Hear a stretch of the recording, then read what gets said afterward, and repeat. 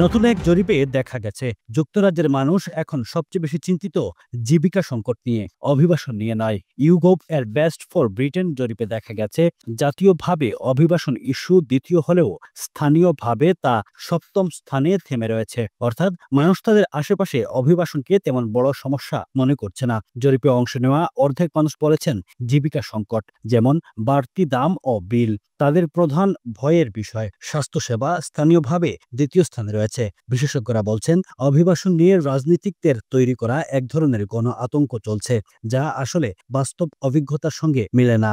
এতে প্রকৃত সমস্যা যেমন স্বাস্থ্য, অপরাধ ও জীবনযাত্রার ব্যয় পিছিয়ে পড়ছে। এদিকে সরকার এখনও সীমান্ত নিয়ন্ত্রণ ও অভিবাসন নীতিতে জোর দিচ্ছে, যদিও জনগণের স্থানীয় ভয় অন্যখানে। সংশ্লিষ্টরা বলছেন ভোটারদের মন জিততে হলে সরকার ও বিরোধী দল উভয়ই এখন বাস্তব সমস্যা, জীবিকা ও স্বাস্থ্য নিয়েই কাজ করতে হবে। ইফকো ব্র্যান্ডের কোয়ালিটি, স্বাদ জগতে ফাটাফাটি। ইফকো সেরা গুণে মানে সব সময়। ইফকো ব্র্যান্ড, আপনার পণ্য।